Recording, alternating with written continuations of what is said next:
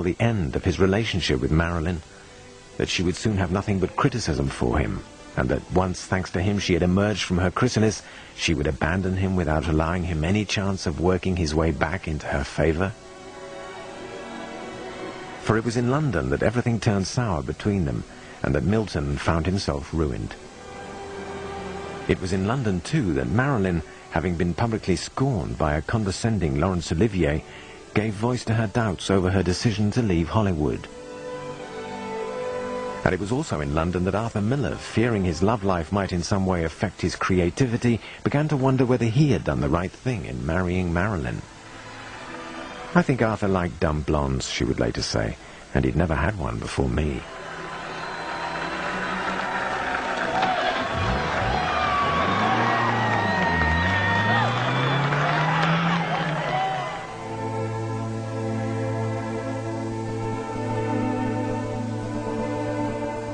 Marilyn had barely returned from London before she put Marilyn Monroe Productions into liquidation. At the same time, she cut herself off without ceremony from the man who had helped her free herself from the yoke of the big studios. Encouraged, if not actively urged on by her new master, Arthur Miller, she accused Milton of excluding her from decision-making, granting himself bogus titles, and embezzling funds from their jointly held company. She thus brought about the end of the most incredible period of her life. 2 years of flamboyant marginality, during which she gave the best 2 performances of her career. Love, it's one of the most important things that ever happens to us. I think the most important thing.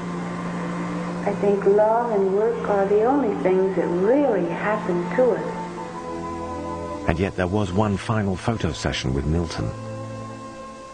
Professionalism, of course, emotion, probably, and without doubt, a powerful feeling of wasted opportunities. And the color red, like the first time they got together in Los Angeles. The color red, and then nothing.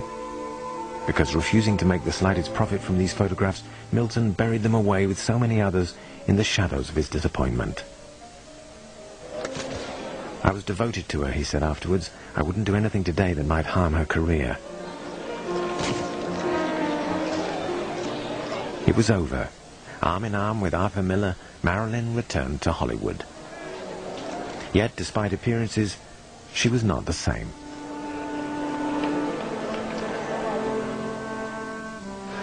She was coming back once again to the world of make-believe. But now she had seen what lay on the other side of the looking glass. The final years of her life were fast approaching. They would prove to be the most painful. Dark, gloomy years during which Marilyn would be more demanding, more dissatisfied, more unbearable than she had ever been.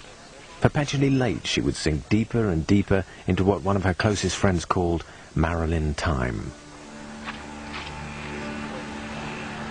Paris, August 1962. One day, just before leaving for Paris to photograph other women, Milton Greene phoned Marilyn. Moved by the call, she promised to see him again soon. Did she perhaps blame Miller for driving her and Milton apart? For taking her away from the only person she had ever really trusted?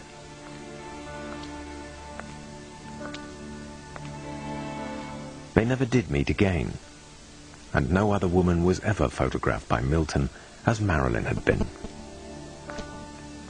"You want to know how I did it?" Milton said. "Easy. I just believed in her." One of the most famous stars in Hollywood history is dead at 36. Marilyn Monroe was found dead in bed. Milton learnt of her death from the newspapers, just like everyone else.